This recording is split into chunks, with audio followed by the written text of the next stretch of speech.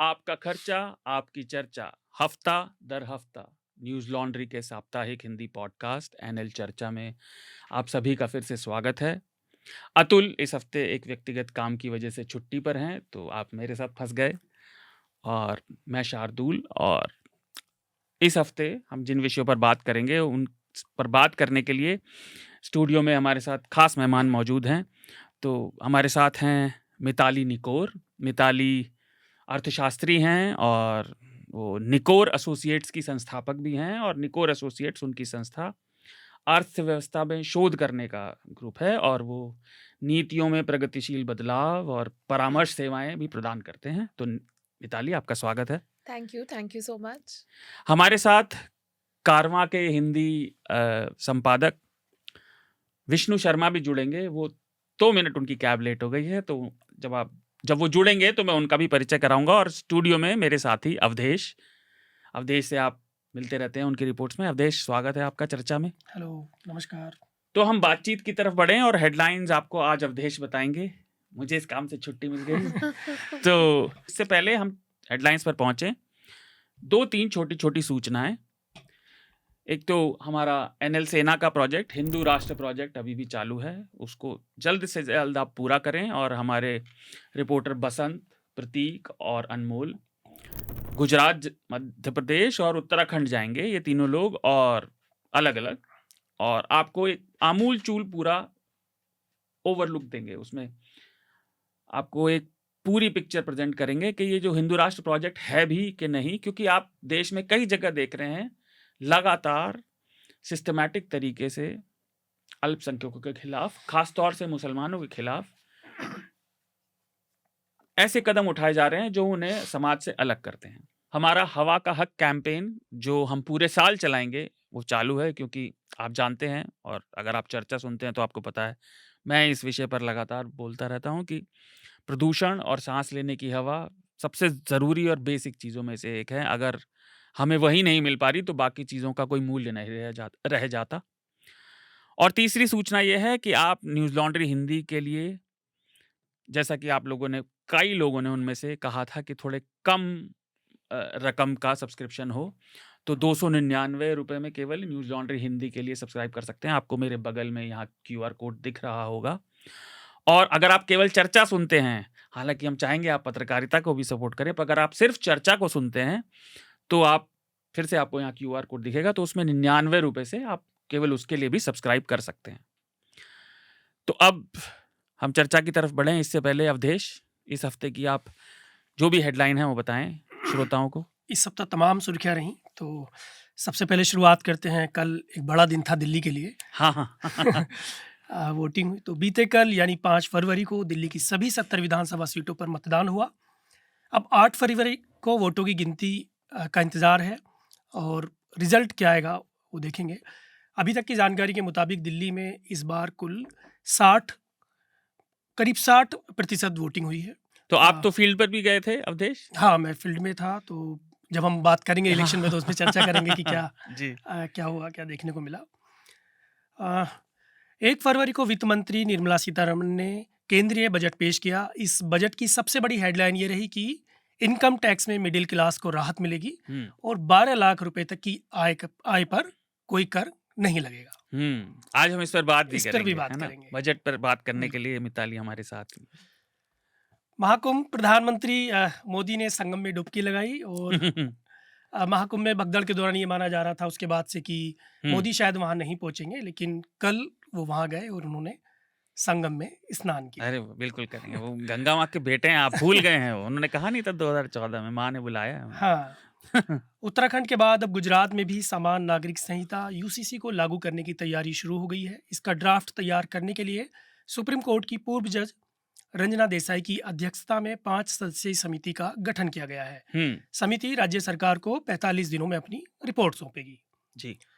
अगली सुर्खी है, राष्ट्रपति पर टिप्पणी को लेकर भाजपा सांसदों ने सोनिया गांधी के खिलाफ विशेषाधिकार हनन का नोटिस दायर किया। संसद के बजट सत्र के पहले दिन राष्ट्रपति के अभिभाषण पर कांग्रेस नेत्री सोनिया गांधी ने उन्हें बेचारी महिला, राष्ट्रपति आखिर तक बहुत थक गई थीं, वह मुश्किल से बोल पा रही थीं, कुछ ऐसे शब्द थे जिनका उन्होंने इस्तेमाल किया और उसके बाद फिर ये सारी चीज़ें शुरू हुई। तो ये भाषण बजट से पहले जो राष्ट्रपति जी संबोधित करते हैं तो यहाँ पे करती हैं हाँ, बजट से पहले सत्र को, सदन के दोनों सदनों को, ये बिल्कुल। उसकी बात कर रही थी सोनिया गांधी। तो ये सब भी चलता ही रहता है, उन्हें जनता से कोई मतलब नहीं, अपना चलाते रहते हैं। बिल्कुल। झारखंड मुक्ति मोर्चा ने सीएए, एनआरसी और समान नागरिक संहिता के खिलाफ प्रस्ताव पारित किया है। पार्टी के 46वें स्थापना अधिवेशन के अवसर पर दुमका के गांधी मैदान में रविवार रात आयोजित एक कार्यक्रम में ये प्रस्ताव पारित किया गया।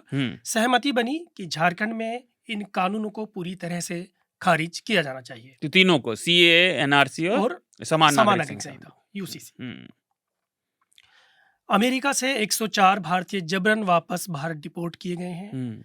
इनमें गुजरात, हरियाणा के 33 लोग और पंजाब के 30 लोग हैं। ये लोग अब यूएस समेत 20 देशों में कभी नहीं जा सकेंगे। इन भारतीयों के हाथों में हथकड़ियां, पैरों में जंजीर और विमान में अमानवीय व्यवहार की बातें सामने आई हैं, जिसके बाद से अमेरिका की आलोचना के साथ साथ इस बर्ताव पर काफ़ी सवाल उठ रहे हैं। इसको लेकर आज अवैध प्रवासी भारतीयों को वापस भेजे जाने के मुद्दे पर विपक्षी दलों ने विरोध प्रदर्शन भी किया। इसमें राहुल गांधी और अखिलेश यादव पूरे इलेक्शन में तो अलग अलग थे, लेकिन अच्छा, वो एक साथ दिखाई दिए। नहीं देखिए, ये विपक्ष का मुद्दा तो है ही, पर इसमें मतलब हम बात करेंगे भी। मैं एक और हेडलाइन जोड़ देता हूँ और उसके बाद हम, क्योंकि वो भी अमेरिका से ही जुड़ी है। तो अमेरिका के राष्ट्रपति, और जैसा आप पहले भी सुन चुके हैं, मैंने बोला है, उन्हें यहाँ नारंगी इंसान डोनाल्ड ट्रंप ने गाजा पट्टी पर अमेरिकी नियंत्रण का प्रस्ताव रख दिया और उन्होंने कहा कि उसका मालिक अब अमेरिका होगा, अमेरिका विल ओन दिस। और इसके लिए सब फिलिस्तीनियों को, जो इस समय वहाँ मोर देन 2 मिलियन, 20 लाख से ज़्यादा हैं, उन्हें वहाँ से चले जाना चाहिए।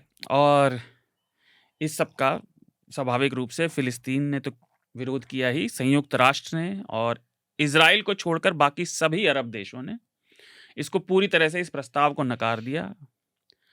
और जब सब तरफ से आलोचना हुई तो व्हाइट हाउस की तरफ से ये सफाई आई उनकी प्रेस कॉन्फ्रेंस में कि ट्रंप ने ऐसा टेम्परेरी, मतलब अस्थायी तौर पर करने के लिए कहा था, एडहॉक।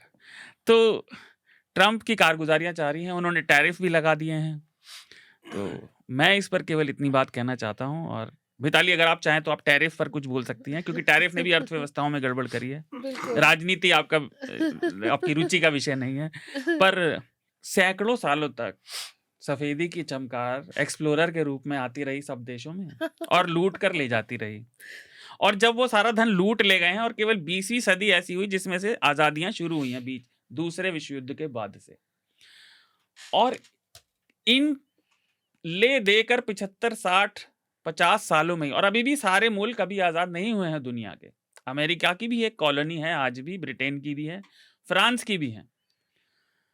लेकिन उन देशों से जिनके संसाधन, नागरिक और संस्कृति को लूट लिया गया पूरी तरह सैकड़ों सालों तक, उन्हें ये लोग, जब वो लोग अब उस देश में रहने आ रहे हैं, तो इतनी आग लगती है कि उनको ऐसे भेजा जा रहा है। और ये सिर्फ भारत के लोगों के साथ नहीं हुआ, ये ब्राजील के लोगों के साथ हुआ, ये कोलंबिया के लोगों के साथ हुआ। और आप अवैध लोगों को वापस भेजना, ठीक है, आप भेज दीजिए, पर उन्हें हथकड़ी बांध के ट्रेन में, लोग जैसा बता रहे थे, पानी नहीं दिया गया, उन्हें टॉयलेट नहीं जाने दिया गया, 40 घंटे की फ्लाइट में रो रहे थे।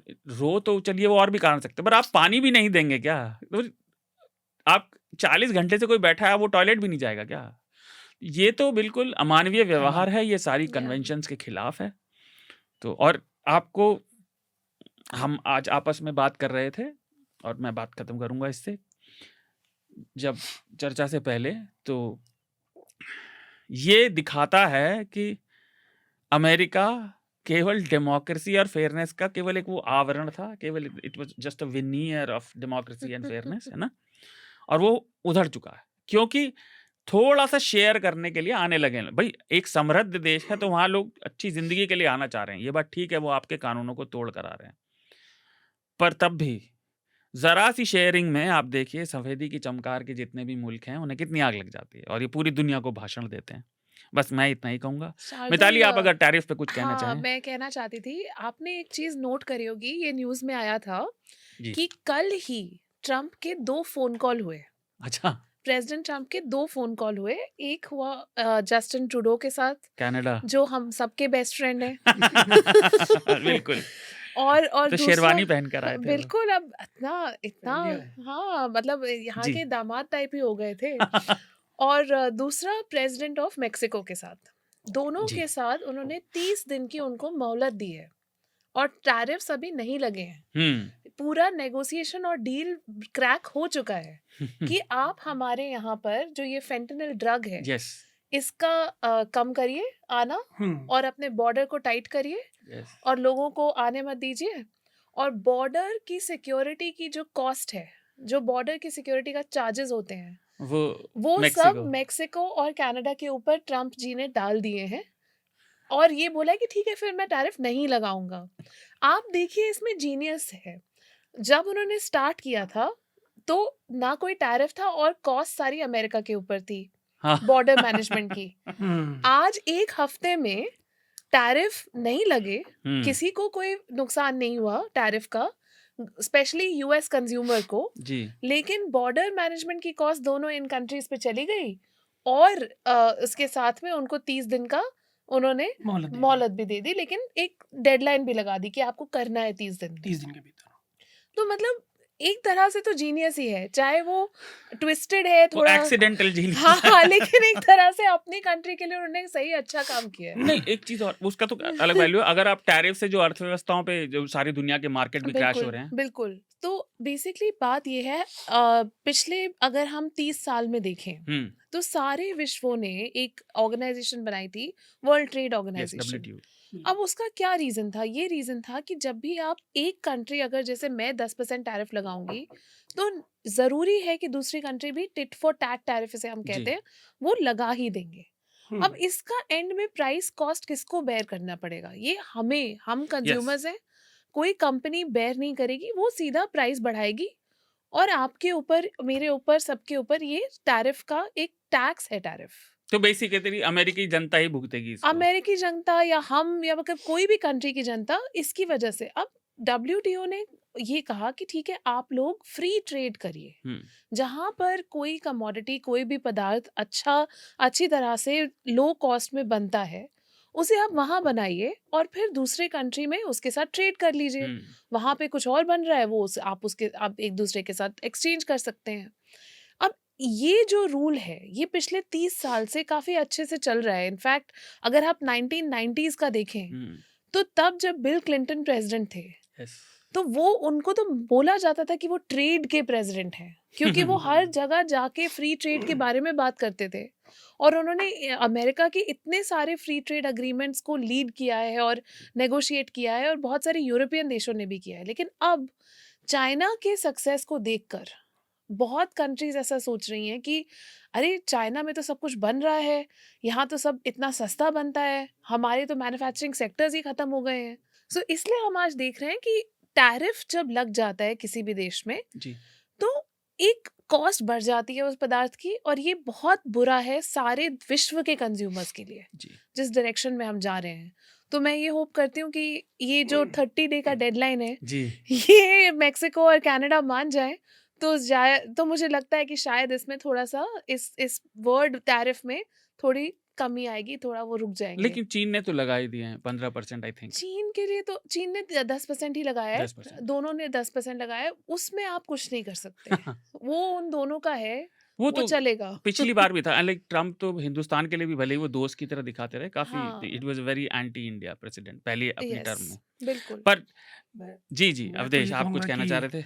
मतलब इनको दूसरों की ज़मीनों पे ज़मीनें तो चाहिए, लेकिन इनके देश में कोई चला जाता है तो फिर मतलब नए नए कानून के तरीके से ग्रीनलैंड खरीदने की बात कर रहे थे। और पर पहले ये मजाक था, अब मजाक नहीं है, क्योंकि वो हाँ। राष्ट्रपति है। खैर बोलिए। और मतलब ट्रम्प का जन्मदिन मनाया जाता है भाई इस देश में, भारत में, और मंच, कोई ऐसा मंच नहीं जिस पे बात की जाए। इतने सारे लोगों के साथ इतना मतलब कितना मानवीय वो किया है उनके साथ, अनह्यूमन। देखिए, मतलब तो उस तरीके से कम एक मंच होना चाहिए था, बातचीत होनी चाहिए थी कि भाई क्या रास्ते निकाले जाएं। हमेशा इस देश में कहा जाता है कि ट्रम्प जो है, ट्रम्प के बहुत अच्छे दोस्त हैं प्रधानमंत्री, अक्सर फ़ोन पे बातें होती हैं, है ना। तो मतलब वो क्या है, और जन्मदिन यहाँ सेलिब्रेट होता है, आप समझ रहे हैं ना। देखिए, विदेश नीति में कोई मित्र और कोई शत्रु नहीं होता, केवल फायदा होता है। और वही यहाँ हो रहा है। हाँ। और रही बात हिंदुस्तान लेकिन में पूजा दोस्ती तो होने की, दोस्ती बनी रहती है, वो दो- तो डायलॉग है ही, बट हिंदुस्तान में इतनी जनता है, चीन की तरह हर काम करने वाला आपको मिल जाएगा। पर हम अपनी चर्चा की तरफ बढ़ते हैं। तो हमारा चर्चा का विषय, जैसे मैंने पहले बताया, बजट है। और इस बजट में सबसे बड़ी हेडलाइन यही रही कि मिडिल क्लास को, और वो भी जो सही आंकड़ा है कि अब 12 लाख तक की सालाना आय पर अब पर्सनल इनकम टैक्स नहीं लगेगा। लेकिन उससे एक दिन पहले इकोनॉमिक सर्वे भी आया था, और हम बातचीत शुरू करें तो उसमें एक दो चीज़ें मैं आपको बताना चाहूँगा कि सरकार ने जो कहा कि ग्लोबल कॉम्पिटिटिवनेस बढ़ानी है इस बार के इकोनॉमिक सर्वे में, और स्ट्रक्चरल रिफॉर्म करने होंगे। और मुझे पढ़ते हुए लगा कि ये तो बात पहले भी हुई है, तो फिर मैंने हेडलाइन सर्च करनी शुरू करी। ये बात 2013-14 में भी हो रही थी, जब मनमोहन सिंह जी के आखिरी साल चल रहे थे। और अब या तो इकोनॉमिक सर्वे लिखने वालों को मनमोहन सिंह जी की याद आई क्योंकि वो भी गुजरे हैं, या फिर 10 साल में कुछ हुआ नहीं है। ये मैं आपकी समझ पर छोड़ता हूँ कि क्या हुआ है। पर सरकार अभी भी 10 साल बाद वही बात कर रही है कि ग्लोबल कॉम्पिटिटिवनेस बढ़ानी है, स्ट्रक्चरल रिफॉर्म करने हैं, फिस्कल डेफिसिट कम करना है, और 2047 तक जो एम बता रहे हैं विकसित भारत बनाने का, उसके लिए औसतन 8% की हर साल आपको बढ़त चाहिए। लेकिन इस बार का इकोनॉमिक सर्वे कह रहा है कि 6.3 से 6.3 से 6.8% तक ग्रोथ रह सकती है।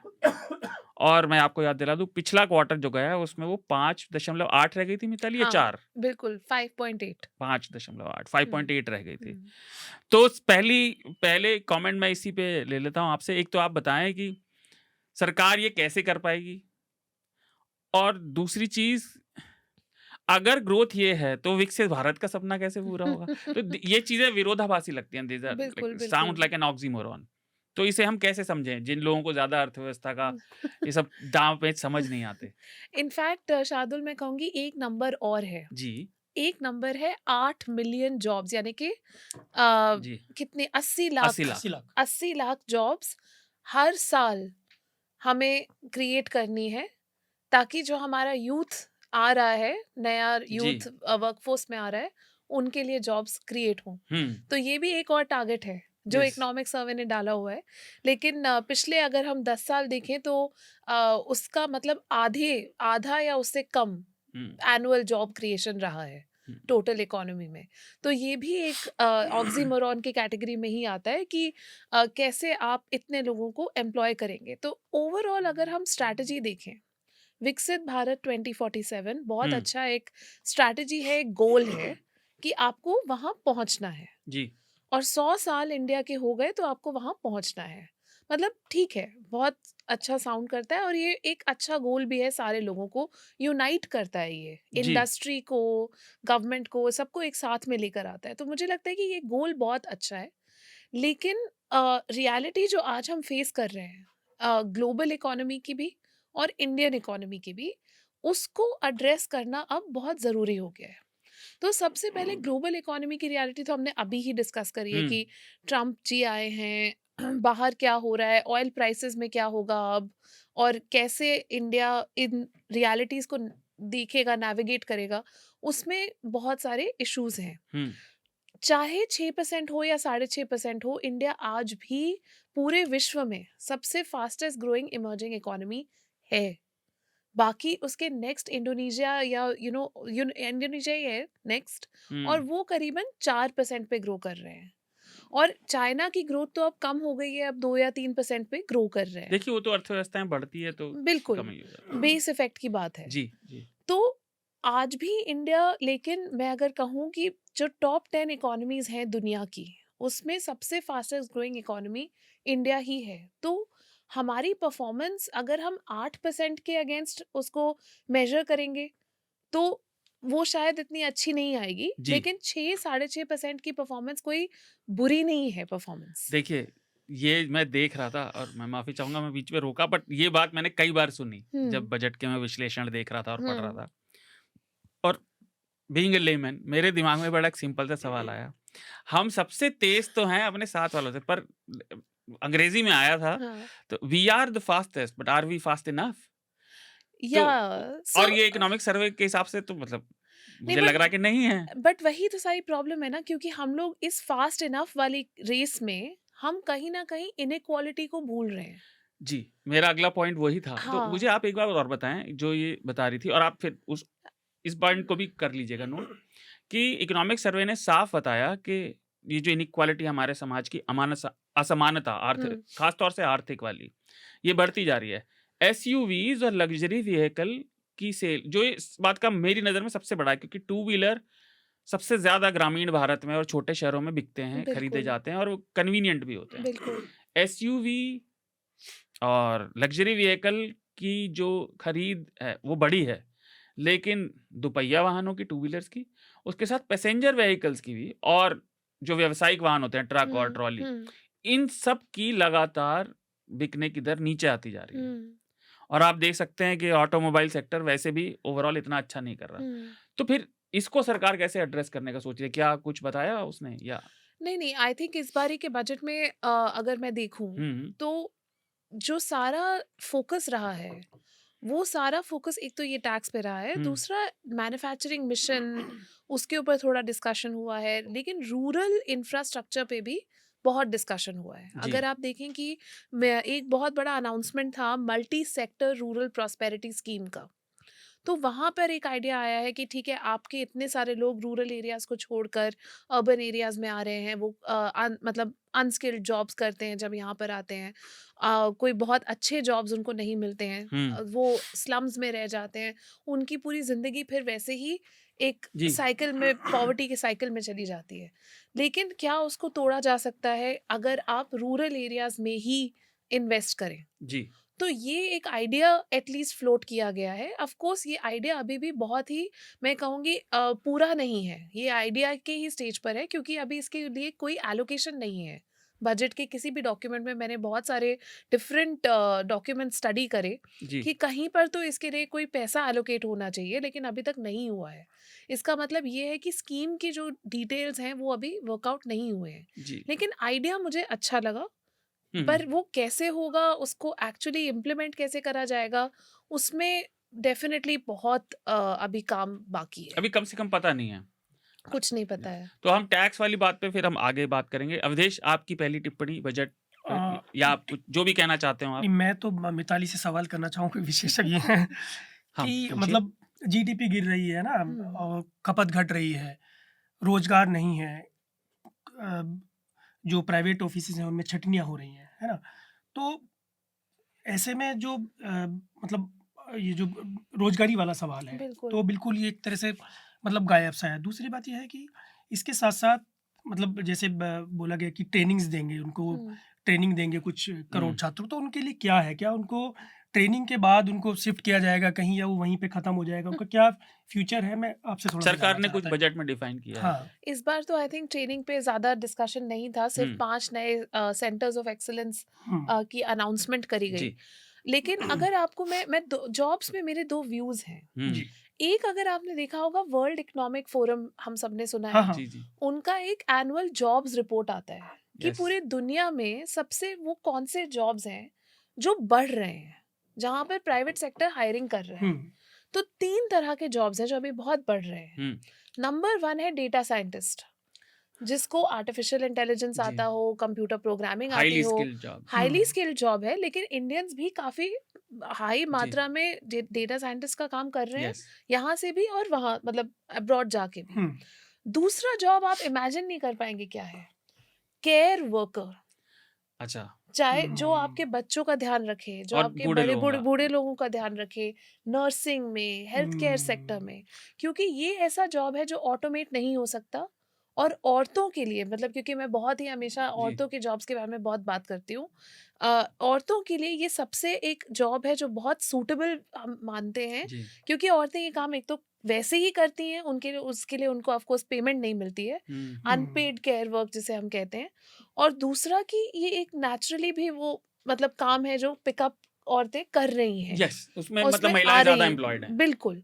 और थर्ड जॉब जो एकदम ग्रो कर रहा है वो है लॉजिस्टिशियन, मतलब कि जैसे आपका जो सामान है, कोई गिग वर्कर, यस, जो आपके घर पे डिलीवरी कर रहे हैं, या फिर पोर्ट पे काम कर रहे हैं, या फिर लैंड पोर्ट पे काम कर रहे हैं जहाँ पर एक्सपोर्ट इम्पोर्ट का काम हो रहा है। तो ये जो लॉजिस्टिक्स, शिपयार्ड्स में, पोर्ट्स में, ट्रक ड्राइवर्स भी, और वहाँ पे तो वेयर हाउसिंग, स्टोरेज, मतलब पूरा एक सेक्टर है। मैं एक्चुअली उस सेक्टर को बहुत डीपली स्टडी करती हूँ, तो उसमें बहुत ग्रोथ हो रहा है। अब हमें ये देखना है कि अगर दुनिया में ये 3 जॉब्स हैं जो सबसे ज्यादा ग्रो हो रही हैं, तो इंडियंस जो कि इन तीनों जॉब्स को करने के लिए बहुत क्वालिफाइड हैं नेचुरली भी, और मतलब अपने आप को कर भी सकते हैं क्वालिफाई, उसके लिए हम क्यों नहीं जा रहे हैं? हमें तो इस तरह से देखना चाहिए ना कि जॉब कहाँ है, तो हम अपनी पढ़ाई वैसे करें, हम अपनी स्किलिंग वैसे करें। हम यहाँ पर अपनी यूनिवर्सिटीज में लोगों को सोशियोलॉजी पढ़ा रहे हैं, पॉलिटिकल साइंस पढ़ा रहे हैं, और फिर वो पुलिस कांस्टेबल की जॉब के लिए अप्लाई कर रहे हैं। तो ये ही तो मिसमैच जिसे हम कहते हैं, skilling education on one side और जॉब की जो डिमांड है दूसरी साइड पर, ये आ रही है। लेकिन सेकंड जो आपने बताया, ये मैं भी कुछ समय से मैं महसूस कर रहा हूँ। मेरी मम्मी बीमार थी हॉस्पिटल में, मुझे कई हॉस्पिटल के चक्कर काटने पड़े। अच्छा। हॉस्पिटल्स के बाहर लोग विजिटिंग कार्ड लेके खड़े हैं कि भैया आपको अपने पेरेंट्स की केयरिंग के लिए ये, बच्चे की केयरिंग के लिए ये। नहीं तो उसका एक कारण और है, मैं पूछना चाह रहा था मिताली से। तुम्हारी बात तो सही है भारत में भी, लेकिन आई थिंक पूरी दुनिया में जो पॉपुलेशन इंडेक्स है तो एजिंग पॉपुलेशन है। बिल्कुल। और उसमें काफी सारे अमीर लोग भी हैं। एजिंग पॉपुलेशन अधिकतर पैसे वाली है, तो वो गिग वर्कर्स को भी एम्प्लॉय कर रही है क्योंकि वो सामान ऑनलाइन खरीद रही है। हाँ, तो this is the sign of a growing inequality. हाँ, साइन ऑफ ग्रोइंग इनइक्वालिटी तो है ही, लेकिन आपको ये भी देखना है कि अगर हमें अपनी पूरी पॉपुलेशन को एम्प्लॉय करना है जी, और लोगों को जॉब्स चाहिए, अब सब लोग तो डेटा साइंटिस्ट नहीं बन सकते, लेकिन जो काम अगर केयर वर्क अगर लोग कर रहे हैं और उसे डिग्निटी के साथ और उसको रिस्पेक्ट करा जा रहा है, केयर वर्कर की रिस्पेक्ट, डोमेस्टिक वर्कर की रिस्पेक्ट, ये बहुत जरूरी है। लेकिन इसका इंडिया में कितना परसेंटेज है? हिंदुस्तान में तो बहुत लोग हैं, लेकिन वो रजिस्टर्ड नहीं है, सब इनफॉर्मल तरीके से। आप अपने डोमेस्टिक वर्कर को, कौन सा आपके डोमेस्टिक वर्कर कहीं रजिस्टर्ड थोड़ी है। तो मैं टैक्स वाली बात पे आने से पहले, अवधेश ने अच्छी बात बताई, मैं इसी पे बात करना चाह रहा था।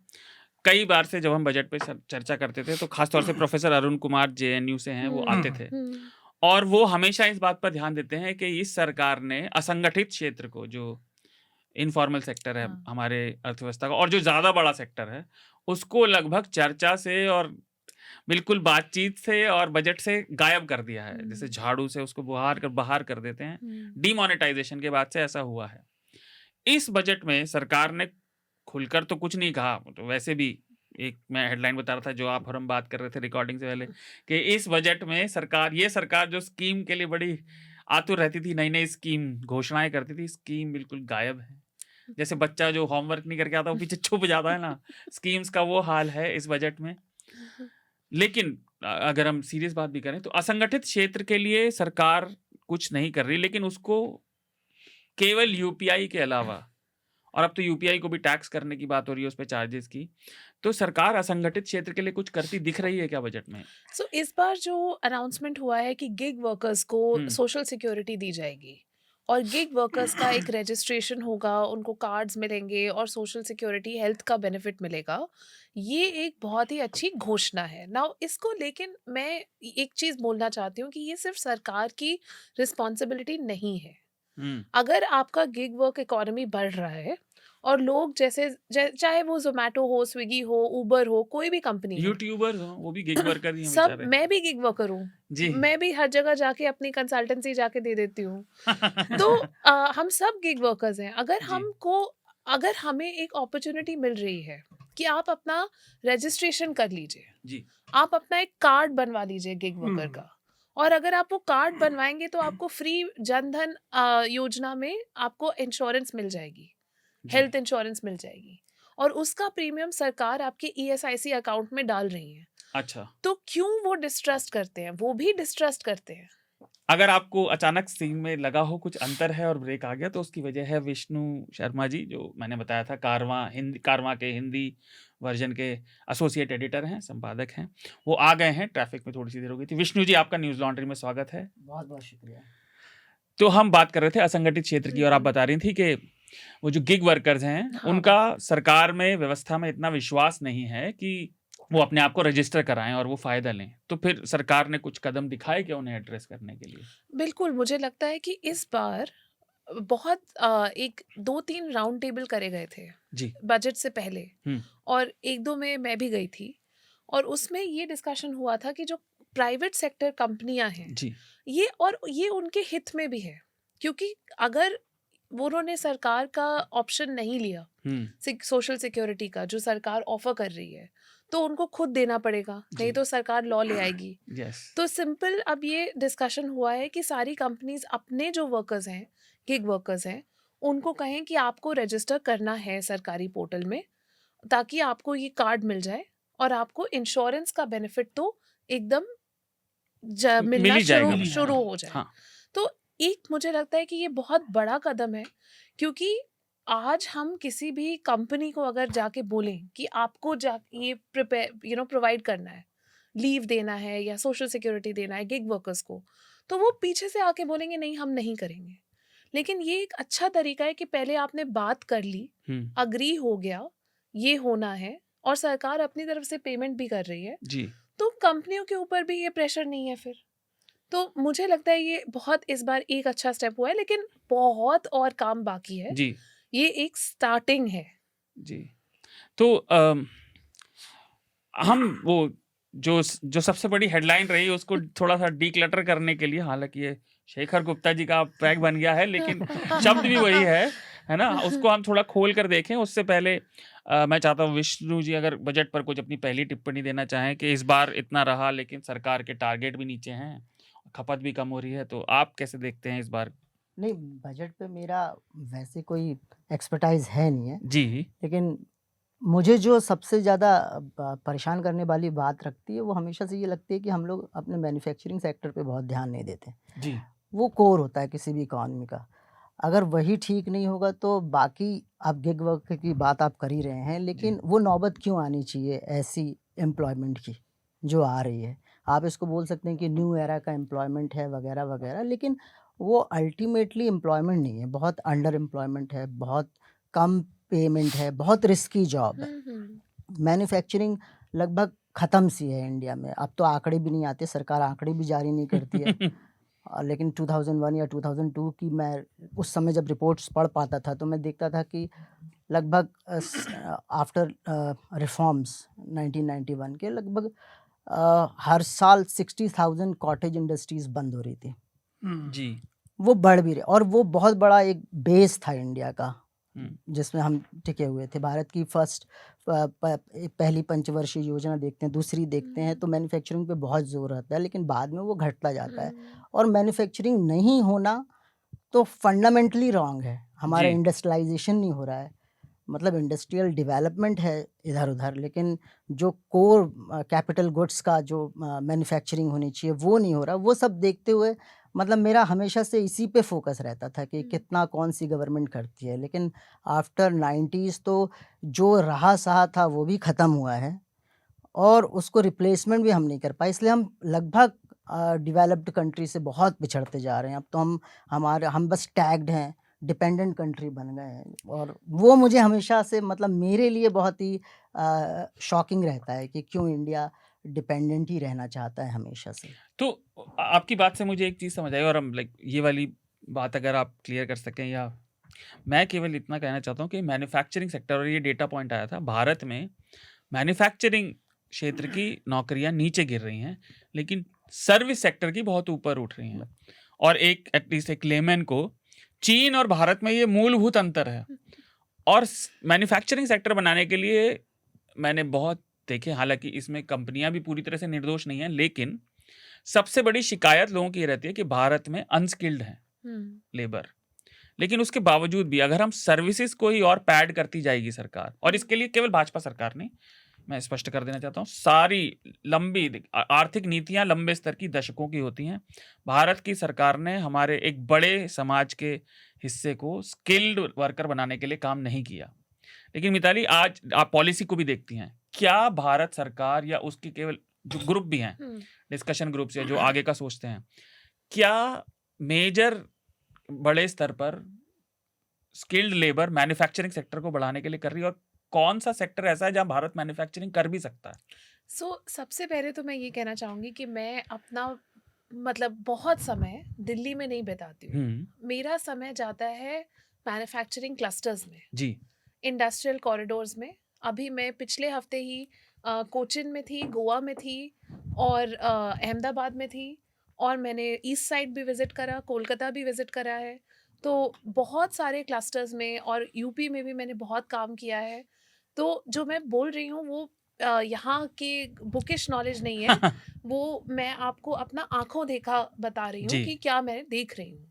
और तमिलनाडु में भी मैं अभी रिसेंटली जी, गई थी। ऐसा नहीं है कि इंडिया में मैन्युफैक्चरिंग नहीं होती है। सबसे पहले तो हमें एक ये नोशन अपने माइंड से हटाना है। इंडिया क्या ग्लोबल लीडर है मैन्युफैक्चरिंग में? बिल्कुल नहीं। जी, हम काफ़ी मतलब मैं कहूँगी हम एक मिडिल लेवल पर हैं। बहुत सारी ईस्ट एशियन कंट्रीज़ हैं, जो कि हम ईस्ट एशिया मिरेकल कहते थे 1997 जी, में।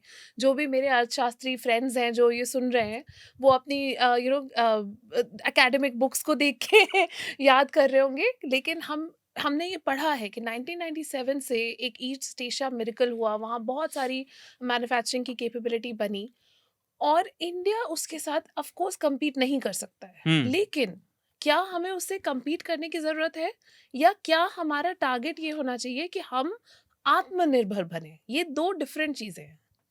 आत्मनिर्भरता के लिए हमें सबसे कंपेटिटिव होने की ज़रूरत नहीं है।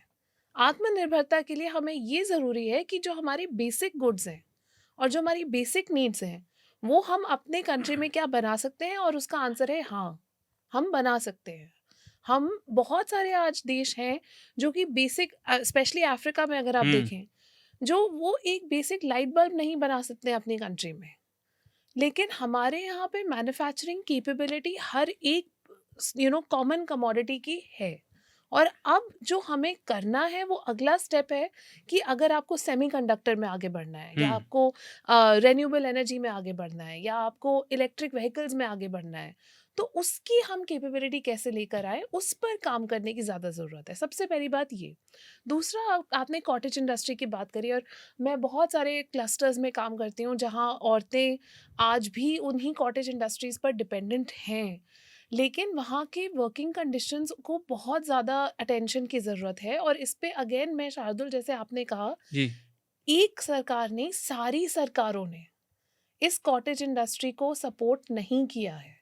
क्यों? क्योंकि ये कम्पेटिटिव नहीं है, इसका जी, मार्केट पूरे विश्व में गिर रहा है, श्रिंक हो रहा है। मैं एक आपको एग्ज़ाम्पल देती हूँ, वन डिस्ट्रिक्ट वन प्रोडक्ट की पॉलिसी उत्तर प्रदेश काफ़ी सालों से इम्प्लीमेंट कर रहे हैं। हुँ, वाराणसी का प्रोडक्ट है वाराणसी की बनारसी साड़ी। हुँ, बनारसी साड़ी की जो डिमांड है आज दुनिया में, वो 20 सालों से पहले, मतलब 20 साल पहले जितनी थी, आज उसका मतलब आधा भी नहीं होगा। अच्छा, क्योंकि साड़ी वेयरिंग कम हो गया है। लोग साड़ी एवरीडे नहीं पहनते हैं, और बनारसी साड़ी तो आप अपनी शादी में ही पहनेंगे। मैंने भी अपनी शादी में ही पहनी थी। तो ये रिश्तेदारों की शादी में, भारत में तो बड़ी ज़रूरी है रिश्तेदारों का मेंशन, नहीं तो नाराज़ हो जाएँगे हाँ, वो तो है ही। लेकिन आजकल चेंज हो रहा है। आप लहंगा भी पहन रहे हैं और आप होम फर्निशिंग में भी बनारसी यूज़ कर जी, रहे हैं। तो वहाँ पर हमने जो स्किल ट्रेनिंग का रिकमेंडेशन दिया था, और जो अब हो भी रहा है इम्प्लीमेंट, कि आप सिर्फ साड़ी नहीं, आप टेबल क्लॉथ भी उसी बनारसी जी, फैब्रिक का बनाएं, तो आपके सेल्स बढ़ेंगे। जी, तो इस तरह का जो काम एक माइक्रो लेवल पर, क्लस्टर लेवल पर बहुत ज़रूरी है, वो कुछ एक्सटेंट तक ये वन डिस्ट्रिक्ट वन प्रोडक्ट वाली पॉलिसी में उत्तर प्रदेश में थोड़ा मैंने देखा है, और थोड़े और स्टेट्स में भी हो रहा है। लेकिन ये बहुत, अगेन जैसे मैं कह रही हूँ, एक बहुत बेसिक लेवल पर है। जब तक आप प्राइवेट सेक्टर को नहीं लेकर आएंगे हुँ, किसी भी इंडस्ट्री में, तब तक आपका स्केल नहीं बनेगा। गवर्नमेंट का काम नहीं है बिजनेस चलाना। जी। इस बात को तो मोदी जी जब आए थे उन्होंने कहा था सरकार छोटी, इतनी बड़ी सरकार कर दी पहले कभी हुई नहीं। मैं ये एक तो चीज़ सबसे कहूँगा बड़ा बजट है। जी, फिर हम वो टैक्स वाले इश्यू की तरफ बढ़ेंगे क्योंकि चर्चा समय पर समाप्त भी करना है। तो ये सेमीकंडक्टर पे भारत सरकार बहुत बुलिश दिखाई दे रही है ना? और लोग भी। लेकिन एक टेक नर्ड मैं हूँ, तो मुझे मालूम है कि सेमीकंडक्टर मशीनें बनाती हैं, केवल मशीनों को अच्छे सेमीकंडक्टर, खास तौर से अब तो 3 नैनोमीटर वाले आ गए हैं, बिल्कुल। इसे कोई हाथ से नहीं लगा सकता। केवल रोबोट ही वो काम करेंगे, उसको केवल एक बंदा चलाएगा। तो मुझे तो नहीं लगता ये सेक्टर ज़्यादा पैदा करेगा नौकरियाँ। बिल्कुल नहीं ये बहुत करेगा। मिनिमल, और जो आपको चाहिएगा वो स्किल्ड चाहिएगा।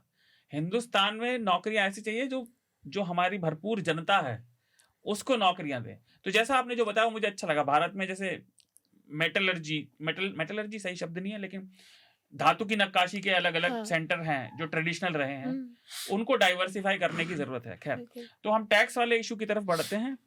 तो इस बार जैसा आपने खूब हर तरफ सुना होगा, लोग खुश भी थे। मैंने तो मीम भी देखे उस दिन के, लोग जो एकदम हाई फाई मीम बनाने वाले लोग हैं, उन्होंने कह दिया था कि निर्मला सीतारमन के लिए निम्न होता है, हम तो वी मिस जस्ट यू। बहुत दिन से, नहीं तो हर बजट के बाद उन पर मीम बनती थी। तो इस बार तो लोग, कुछ तो लोग खुश थे, पर वो कुछ लोग कौन हैं? तो थोड़ा सा छोटा मोटा देता, बहुत बहुत विस्तार से नहीं, पर तो भारत में जितनी रिटर्न फाइल होती हैं वो आंकड़ा है 7.9 करोड़ का, और उसमें जो जीरो केवल जो फाइल करते हैं वो शून्य देनदारी है 63% उसमें से, तो वो हुए 4.97, लगभग 5 करोड़ से थोड़े कम। तो 7.9 लगभग 8 करोड़ में 10 लाख कम से 5 करोड़ में 3 लाख कम, तो जीरो रिटर्न है। जो वैतनिक रिटर्न है, सैलरीड लोग जो रिटर्न भरते हैं, वो है 3.8 करोड़, और एवरेज वेतन जो है हिंदुस्तान का वो है 9.3 लाख। तो एवरेज टैक्स से बाहर हो गया।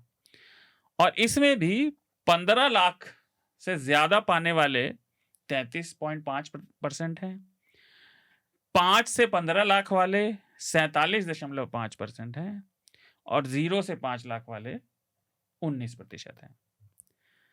और आपको ये आंकड़ा सुनकर हैरानी होगी कि पर्सनल इनकम टैक्स से जितना भी सरकार पैसा लेती है उसका 73% केवल 5% लोगों से आता है। तो मिताली, मैंने ये सब बातें इसलिए बताई कि, और मैंने नोट कर लिया था जिससे हम कि एक तो ये टैक्स कलेक्शन डायरेक्ट से सरकार उस पर निर्भर होने के बजाय ऐसा लग रहा है सरकार जीएसटी पे, इनडायरेक्ट टैक्स पे पूरी तरह से निर्भर होना चाह रही है, क्योंकि उसको उस छोटे से सेक्शन को जिसे वो टैक्स करती थी उससे बहुत गालियां पड़ती थी, क्योंकि वो सेक्शन अपवर्डली मोबाइल भी है, वही सोशल मीडिया पे है। तो सरकार का बेसिकली ये पीआर प्लान था, क्योंकि ये तो गिने चुने लोग हुए जिन्हें फायदा मिलेगा। तो मुझे बताइए फिर हम इसे देखें कैसे? और एक चीज जो मेरे साथी अवधेश ने मुझसे पूछा था कि अगर 12 लाख तक टैक्स नहीं है तो ये स्लैब क्यों लगे हुए हैं? तो ये स्लैब, पहले मैं ये आंसर कर जी, देती जी, हूँ। जी। तो बेसिकली जैसे अगर आपकी फॉर एग्जांपल तनख्वाह 13 लाख है, जी, तो आपका 4 लाख तक फिर कोई टैक्स नहीं लगेगा, और फिर 4 से 8 पे आपका 5% लगेगा, फिर 8 से, मतलब जैसे वो स्लैब्स पूरे 8 से डिफाइंड 12 है। पे 10 हाँ, और फिर 15 12 से 16। हाँ, तो 13 लाख का जैसे ही आपका इनकम हिट हुआ, तो आपको ये वाले स्लैब्स के हिसाब से अपना टैक्स देना है। जब तक आपका 12 लाख है तब तक आपके रिबेट्स किक इन हो हाँ। जाते वही हैं। मैं बोल रहा था आपसे। तो जब रिबेट्स किक इन हो जाते हैं तो तब आपका वो जीरो टैक्स बन जाता है सारे रिबेट्स को क्लेम करके। तो ऐसे उन्होंने इसको इम्प्लीमेंट करा है। ये डेविल इन द डिटेल है। यस। तो बेसिकली 12 से जैसे ही आपकी तनख्वाह ऊपर गई आप गए। हाँ, तो आप जब अपने बॉस से इंक्रीमेंट मांगेंगे तो आप बोलेगा हाँ बढ़ा दीजिए लेकिन 12 से कम रखना। तो ये तो काउंटर इंट्यूटिव नहीं है, like maybe I am wrong, जिसे कहते हैं ये एक, जिसे समझ नहीं आती ये बात उस दिमाग का सवाल हो सकता है, पर ये तो काउंटर इंट्यूटिव है। आप चाहते हैं लोग प्रगति करें, पर जैसे ही 12 के ऊपर जाएगा तो कोई जाना नहीं चाहेगा। नहीं, कहीं ना कहीं तो आपको एक स्लैब, ये स्लैब की बात है, कहीं ना कहीं आपको एक स्लैब, एक तो कहीं पे आपको लाइन खींचनी पड़ेगी। तो यहाँ पे मतलब इस केस में यहाँ पे खींच दी उन्होंने। लेकिन बेसिक रीजन मुझे क्या लगता है इसका, जो ये अच्छा एक स्टेप है, सबसे पहले तो आपने रिलीफ दिया सबसे उस क्लास को जहां पर सबसे ज्यादा कॉस्ट ऑफ लिविंग जो हम कह रहे हैं, इन्फ्लेशन का इम्पैक्ट, और यहाँ पे जो सबसे ज्यादा स्ट्रगल कर रहे हैं हाउस होल्ड्स, उनको आपने सबसे पहले तो रिलीफ दिया जी। दूसरा, जो कॉस्ट है टैक्स कलेक्शन का, मतलब इनकम टैक्स को पहले फाइल करना, फिर उस फाइलिंग को पढ़ना, फिर वो सब उसको प्रोसेस करना, इसका भी कॉस्ट आता है गवर्नमेंट को। ये फ्री नहीं है, मतलब ऑब्वियसली कोई ना कोई कर रहा है जी। तो आप सबसे ज्यादा पैसा उस चीज पे खर्च कर रहे हैं, उस क्लास पे खर्च कर रहे हैं जो सबसे कम टैक्स दे रहे हैं। कॉस्ट ऑफ टैक्स कलेक्शन आपकी सबसे ज्यादा हायर है वहां पे, लेकिन जो ज्यादा टैक्स दे रहे हैं उनके ऊपर आप मार्जिनल कॉस्ट आपकी कम हो गई। तो एक तरह से आपने ये कहा है कि जो कम दे रहे हैं आप प्लीज थैंक यू, आपको ये बेनिफिट मिल जाएगा, और जो ज़्यादा दे रहे हैं उनको वैसे भी ज़्यादा ही देना चाहिए। ये इसे हम इकोनॉमिक्स में क्लासिकली कहते हैं प्रोग्रेसिव टैक्सेशन। जी। और मुझे लगता है कि इस बार उन्होंने अनाउंस नहीं किया, लेकिन एक चीज़ जो अनाउंस हो सकती थी वो है और ज़्यादा कैटेगरीज, जैसे उन्होंने 24 लाख पर ही ख़त्म कर दिया सबसे 30%। हाईएस्ट। मुझे लगता है कि उसे और ज़्यादा बढ़ा के 40 लाख तक भी वो डिफाइन कर सकते थे कैटेगरीज, क्योंकि अच्छा। और ज़्यादा मतलब हमें अपने उन लोगों को ज़्यादा टैक्स करना है जो ज़्यादा कमा रहे हैं। वो मतलब जी, ऑफ वो कोर्स। एक बेसिक चीज़ है।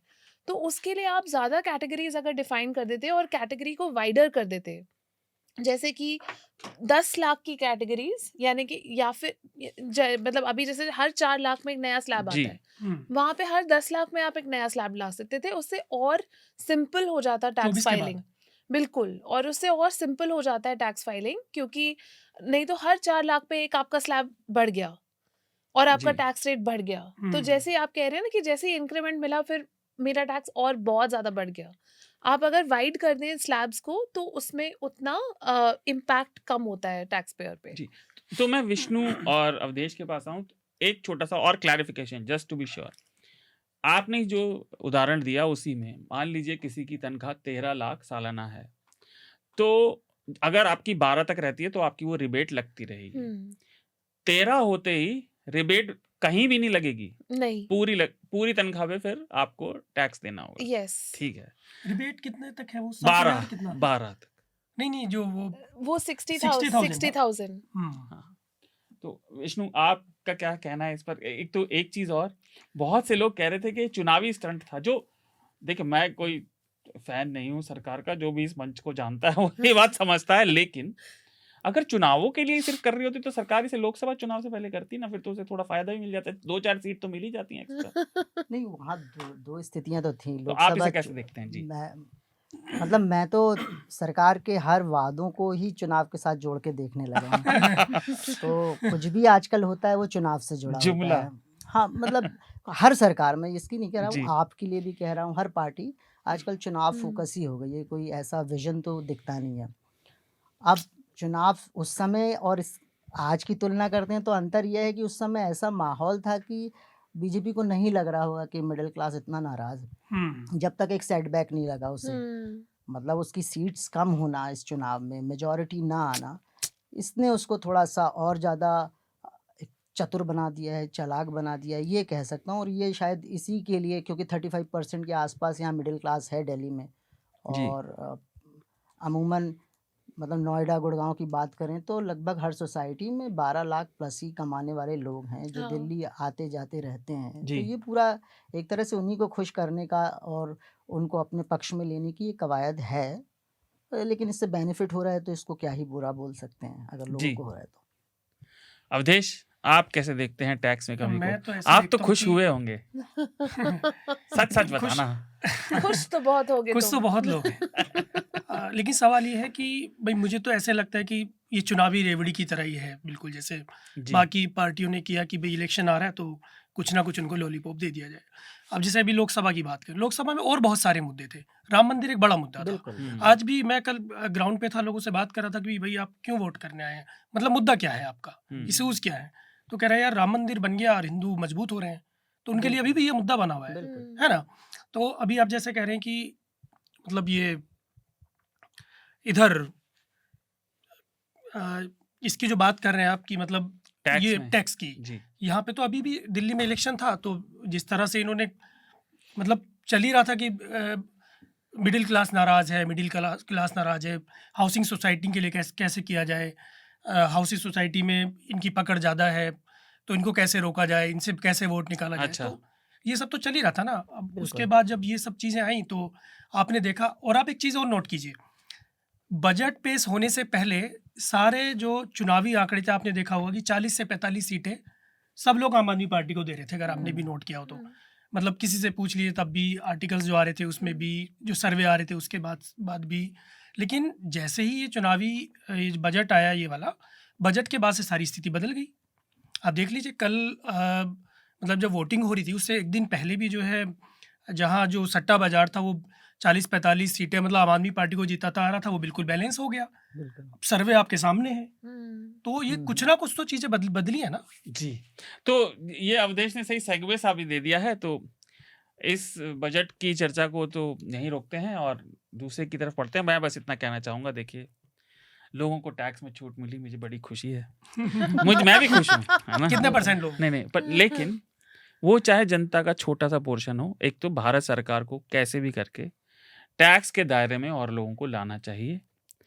और दूसरा तो देखिए, हम आपसे बात करते हैं ये मंच को लेकर, टैक्स बच रहा है, देखिए आपको भी मिला होगा, तो थोड़ा-सा उसको स्वतंत्र पत्रकारिता पर भी खर्च करिए। जो इतना सारा पैसा बचेगा उसमें थोड़ा-सा। और जैसा आप जानते हैं, हम कोई भी सरकारी या कॉर्पोरेट ऐड नहीं लेते, और ये न्यूज़ लॉन्ड्री का जन्मदिन का हफ्ता भी चल रहा है ना? ये आज हम 6 तारीख को रिकॉर्डिंग कर रहे हैं, कल 7 तारीख को न्यूज़ लॉन्ड्री का 13वां, तो अब हम टीनेजर बन गए हैं। तो न्यूज़ लॉन्ड्री टीनेजर बना है, तो इस खुशी में आप सब्सक्रिप्शन लें, और हम केवल अपने पाठकों और सब दर्शकों के समर्थन पर चलते हैं, तो न्यूज़ लॉन्ड्री को सब्सक्राइब करें। और अब हम अगले विषय की तरफ बढ़ते हैं, जो है दिल्ली के चुनाव। तो जैसा अवधेश ने कहा, दिल्ली के चुनाव में बहुत खींचतान हुई और शीश महल भी आया। लोगों ने शीश महल को भी याद किया, फिर प्रधानमंत्री के घर को भी कुछ कहा था विष्णु जी, मैं भूल गया, क्या रजवाड़ा कहा था, क्या कहा था आम आदमी वैसे पार्टी ही ने? कुछ था उनका 2,500 करोड़ राजमहल। का राजमहल, हाँ, हाँ, हाँ। राजमहल। राजमहल ही था ना। जी। और कल हम देख रहे थे, और अवधेश आप बताएं, आप कल ग्राउंड पर थे, कल जी। काफी वीडियो वायरल हुए थे, इसमें एक में तो मनीष सिसोदिया भी थे, वो कह रहे थे कि वो पैसे बांटे जा रहे हैं भाजपा की तरफ से, वो ये आरोप लगा रहे थे, इसकी कोई पुष्टि नहीं हो पाई है, और वो कह रहे थे कि इस घर में पैसे हैं, यहाँ पर चुनाव आयोग आकर छापा मारे। तो कल आप ग्राउंड पर थे, पहला तो मेरा आपसे सवाल यह है कि आपको ओवरऑल क्या दिखा जहां जहां आप गए, जिस जिस कॉन्स्टिट्यूएंसी में? दूसरा, इस पर आप रिपोर्टिंग भी कर रहे थे कल, आप केवल कल ही फील्ड में नहीं थे, तो रिपोर्टिंग के दौरान 2-3 चीजें जो आपने इन पार्टियों के, जैसे आम आदमी पार्टी की अगर बात करें, तो उनके चुनाव प्रचार में आपने क्या देखा? देखिए, एक तो आप जैसे पैसा बांटने की बात कर रहे हैं, मैं 4 तारीख की रात की बात करता हूँ। हाँ, तो चुनाव से एक ये दिन पहले, वोटिंग से। हाँ, 4 तारीख। पश्चिमी उत्तर प्रदेश में कहते हैं कत्ल वाली रात। जिस दिन अगले दिन मतदान होना, उससे जो वाली जी, रात जी, होती है, कहते हैं कत्ल वाली रात है आज। जी। तो मतलब एक तो ये है कि बीजेपी को नकारा नहीं जा सकता, जिस लेवल पे उन्होंने मेहनत की है, अच्छा। ग्राउंड पे जाके, एक घर में जाके, झुग्गियों में घुस-घुस के लोगों को जिस तरह उन्होंने मतलब बिल्कुल। अपनी पॉलिसीज़ समझाई हैं, उस चीज़ को नकार बहुत भयंकर वाली मेहनत की है। अच्छा। हाँ, और इस लेवल पे मेहनत हुई है, उसको तो मतलब क्या ही कहा जाए कि 4 तारीख को रात को एक खबर आई कि पैसा बाँटा जा रहा है और लोगों की उँगलियों पे जो है वो एक दिन पहले स्याही लगा दी जा रही है। ऐसा कोई वायरल वीडियो हाँ, भी आया वीडियो था। भी आया था। मैं वहाँ गया, जो वहाँ का वीडियो, जिस लड़के का वीडियो वायरल हुआ, मैं उस लड़के के घर भी गया था। ये गांधीनगर की बात है। जब मैं उस इलाके में पहुँचा, तो मतलब सारे लोग मतलब इतने डरे हुए, इतने सहमे हुए, पुलिस पहरा दे रही है रात को, कोई नहीं था, वहाँ एकदम सन्नाटा छाया हुआ था। मैं जब वहाँ पे पहुँचा, तो मतलब मैंने सोचा कि यार ये कैसे, मतलब ये चीज़ हो सकती है, मतलब पहली बार ऐसा देखने को मिल रहा है कि एक रात पहले स्याही लगा दी जा रही है, कितनी बड़ी बात है बिल्कुल, ना भारत बिल्कुल। में। तो मैंने कहा जाना चाहिए ज़रूर, तो मैं तुरंत रात को वहाँ निकला और लगभग सवेरे 5 बजे घर पहुँचा था। तो मैं सब इसी सब में लगा रहा, कहाँ पे क्या चल रहा है। तो जब मैं उन गलियों में गया, तो लोगों ने, बहुत सारे लोग मुझे मिले जिन्होंने कहा कि यहाँ लोग आए थे, उन्होंने 500-500 रुपए दिए और लोगों को स्याही लगा। स्याही लगाई, और खास तौर से उन्होंने मुस्लिम्स को टारगेट किया। ये उन्होंने बताया आप लोगों हाँ, ने ये आपको? मुझे बताया, लेकिन ये सब कैमरे पर नहीं आ रहे थे। वो कोई क्यों कहेगा कि यहाँ मैंने 500 रुपए लिए हैं। बिल्कुल, लेकिन बिल्कुल। कुछ लोग ऐसे भी थे, 1-2 महिला हमसे बात करने की कोशिश की, लेकिन उनका बेटा आ गया, तो फिर उसने मना किया कि तुम ये सब क्यों कर रही हो, कल को हमारे घर पे पुलिस आ जाएगी, और हम तो वैसे ही यहाँ पे कैसे, अच्छा, ये वो कह रहे थे। हाँ, कैसे रह रहे हैं आप, समझती हो। अपनी मम्मी को उन्हें समझाया, और हाथ जोड़ के कहने लगा, भैया कि ये सब मत करो आप, हमें क्यों फंसा रहे हो। और आदमी अच्छा। डरते भी हैं, वो रोजमर्रा मतलब रोज कमाने खाने वाले जी, लोग हैं वो। जी। तो उन लोगों ने मुझे बताया कि हाँ, यहाँ पर पैसे बांटने के लिए 2 लड़की और 2 लड़के पूरा थैला लेके आए थे, 500-500 रुपए यहाँ दे रहे थे, उंगलियों पे निशान लगा रहे थे। अच्छा। इत्तेफाक से किसी शराब के नशे में था एक व्यक्ति, उसको भी ये निशान लगाया गया, और उसने ये पूरा वहाँ पे बखेड़ा मच दिया, और उसने, उसी का वीडियो भी वायरल हुआ।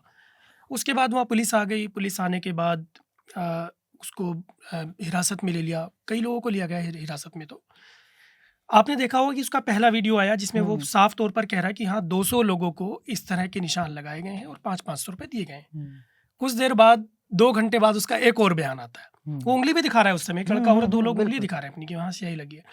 दूसरा लड़का आता है, वो कहता है कि मतलब दूसरा उसका एक वीडियो आता है कुछ घंटे बाद, वो कहता नहीं ऐसा तो कुछ हुआ ही नहीं, मेरे तो उंगली पे निशान भी नहीं लगा। तो अभी तो बेहतर समझते हैं कि 2 घंटे कोई पुलिस हम्म हिरासत में रहेगा तो फिर वो कैसे हम्म क्या बोल रहा है और किसके कहने पे बोल रहा है, उसमें हम नहीं जाएंगे। लेकिन हाँ, इस लेवल पे भी काम हुआ है, मैं ये कहना चाह रहा हूँ।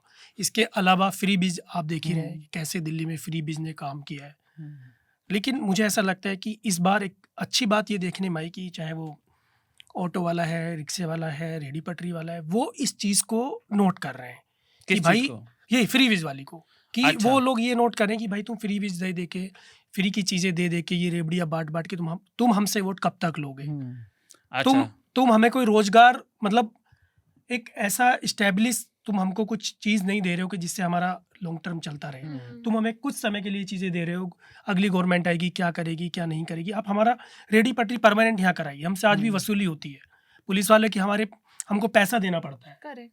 है ना, हमको मंथली देना पड़ता है, रोजमर्रा के हिसाब से पैसा बांटना पड़ता है यहाँ रेडी लगाने के लिए। हमारी ये परमानेंट व्यवस्था आप कीजिए। सही तो अच्छा मतलब लोग इससे भी नाराज थे, तो मतलब उस लेवल पे काम हो रहा था।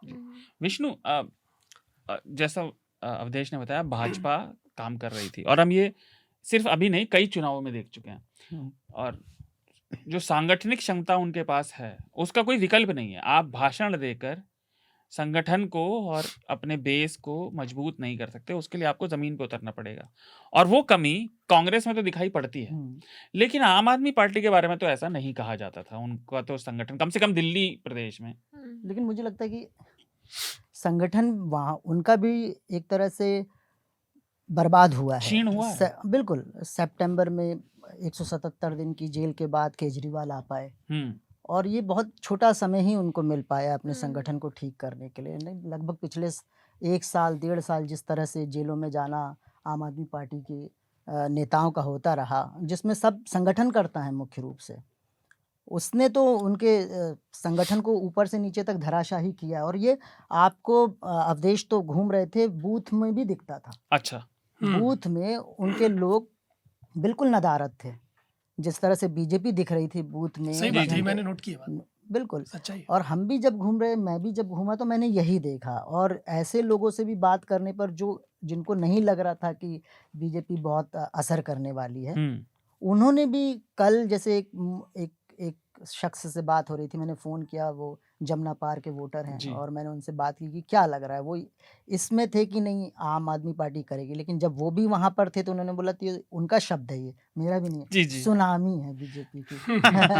अच्छा। तो ये सारी चीज़ें हैं, संगठन को धराशाही करना। और बीजेपी का हमेशा ये काम रहा है कि दूसरे के संगठन को, चाहे बिहार में आप देखते हैं नीतीश के साथ काम करते हुए भी, या सारी वो संगठन धराशाही कर देती है। अपने पार्टनर का भी करती है, विपक्ष का तो करती है। वहाँ से लोगों को लेकर आना, एकदम से उनको संगठन हेडलेस कर देना पूरे ऑर्गेनाइजेशन को, ये हमेशा बीजेपी की एक बहुत लंबी स्ट्रेटेजी का हिस्सा है।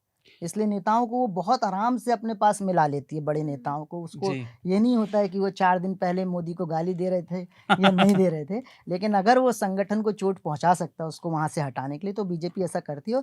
आपके साथ उसने ये किया है। अच्छा, आपके रिपोर्टर भी आई एम श्योर ग्राउंड पर होंगे। बिल्कुल। तो इस चुनाव को आप किस नजरिए से देख रहे थे, व्यक्तिगत तौर पर भी और एक न्यूज़ प्रोफेशनल के तौर पर भी? क्योंकि मैं ये इस पृष्ठभूमि में पूछ रहा हूँ कि भाजपा तो विज्ञापन देती है, पर आप भी विज्ञापन देने में, न्यूज लॉन्ड्री की तो उस पर कंटिन्यूअस रिपोर्टिंग भी है, पर आप भी विज्ञापन देने में कम नहीं है।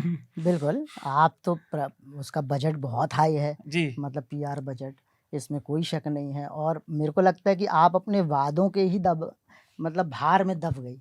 अच्छा। उसने इतने वादे कर डाले थे जो उसके हाथ में भी नहीं थे। जैसे जो लोग उसका बेस बने थे, कोर, जब हम अन्ना आंदोलन के बाद देखते हैं, वो क्या है, वो कॉन्ट्रैक्ट वर्कर्स हैं, वो आपके ऑटो वाले हैं जी, आपके दलित हैं।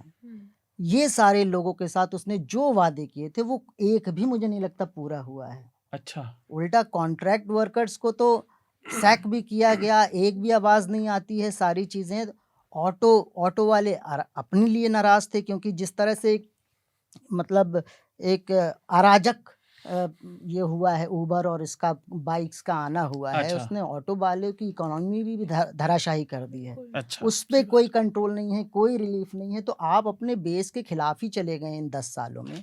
वो बेस जो कोर था, आप दलितों की राइट्स की बात करते थे, सफाई के लिए मशीनीकरण की बात करते थे, ये सारी चीज़ें ये भी नहीं दिखती है। जी, और मिडिल क्लास के लिए अगर देखते हैं तो पूरा का पूरा जो मिडिल क्लास था, जिसको हिंदुत्व का भी छौंका चाहिए था और डेवलपमेंट भी चाहिए था, ये है उसका सही कोर बात। ना। उसको तो कचड़ा ही कचड़ा दिखाई दे रहा है दिल्ली में। जी, दिल्ली में आप कहीं भी घूम लीजिए, कितना मतलब रोड्स साफ नहीं है। मैं जस्ट हम्म, 3 दिन पहले शुक्रवार को, मतलब चुनाव से पहले थर्सडे को छतरपुर की तरफ था। वो पहले भी गया हूँ और अब भी जाता हूँ। अब आप देखिए, रोड्स के किनारे-किनारे हमेशा कचरा दिखता है। जमुना पार्क की जी, तो बात ही क्या करना, वहाँ तो रोड खुदती है, धूल जी, होती है, वहाँ तो लोग ही तंग आ गए हैं। तो ये स्थिति आपकी है। आप निकलता भी है तो वो उठता नहीं है, कचरा बारिश होती तो उसी में बह जाता है। बिल्कुल, ये स्थिति है। पानी सच्चाई घरों है। में भर जाता है, ये सारी चीज़ें हैं। तो वो जो हिंदुत्व का छौंका और विकास, यही जो कोर आपका था। दलित, जी, ऑटो वाले, कॉन्ट्रैक्ट वर्कर, ये तो थे ही, और ये हम्म। थोड़ा-सा हिस्सा भी था जिसने आपको एक बार 68 और एक बार 62 दिलाया। जी। लेकिन इस और बार इस बार आप कम से कम आपको ऐसा लगता है कि शायद संकट में हैं। बिल्कुल उसने अपने ही बेस को, और इसमें कोई ऐसा नहीं है 28, कि 68, 62। बिल्कुल 28, 68, 62, और अब आपको लगने ये दिख रहा है मुझे कि क्या बोलते हैं, अपने ही बेस को जब आप जिस डाल में बैठे हैं उसी को काट देते हैं, तो बीजेपी को क्या ही कितना ही गाली देंगे हो, या जी, कितना ही दोष देंगे कि सही उसने ये किया। वो तो करती और है जो आपसे करना उम्मीदें है। भी ज्यादा हैं क्योंकि बिल्कुल आपने उस तरह से वादे किया और आप आंदोलन से निकले हैं, बिल्कुल बिल्कुल हम्म, बिल्कुल है ना? तो आपसे उम्मीदें ज्यादा हैं क्योंकि बिल्कुल आप राजनीतिक पार्टी नहीं थे, बिल्कुल अब किसी संगठन से जुड़े नहीं थे आप। जी, बिल्कुल जी। बिल्कुल तो विष्णु, सहमत। मिताली, मैं अब आपके पास आना चाहूँगा। मैं पूछना चाहता हूँ, आप दिल्ली की वोटर हैं? नहीं, मैं दिल्ली की वोटर होती थी, पर अब अच्छा, गुड़गांव की हो गई हूँ। अच्छा, आप साइबर सिटी की वोटर हैं। पर तब भी आप अगर दिल्ली की वोटर रही हैं, तो आप समझती होंगी, और अगर आप कोई टिप्पणी करना चाहें चुनाव पर, वो आपका विशेषज्ञता का विषय नहीं है, पर नहीं, नहीं, बट डेफ़िनेटली मैं एक चीज़ जो सर कह रहे थे, उसके ऊपर रिएक्ट करना जी, चाहूँगी। वो है जॉब्स की बात। जी, अगर हम देखें, एक पैटर्न निकल के आ रहा है कि सारे जो लोग जहाँ पर भी वोट कर रहे हैं, वो उस पार्टी के लिए वोट कर रहे हैं ओवरवेलमिंगली, जो उनको एटलीस्ट कुछ डेवलपमेंट का, कुछ ग्रोथ का, कुछ जॉब्स का हुँ, एक विजन दिखा रहे हैं। जैसे आपने कहा कि उनको रेवड़ी नहीं चाहिए, उनको ये चाहिए कि मेरा जो यहाँ पर ठेला लगा हुआ है, इसके लिए मैं हर महीने जो एक पेमेंट करता हूँ वो ना हो।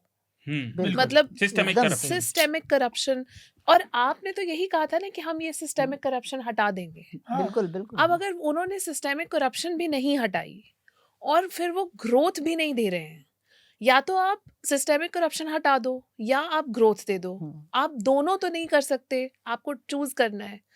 तो जो आपको पार्टी फिर कह रही है कि नहीं, मैं आपको आपको आपका पैसा आपको वापस, हुँ, और फिर आपको ग्रोथ भी देंगे, तो फिर आप मतलब नेचुरली वहाँ पर टिल्ट हो जाएंगे।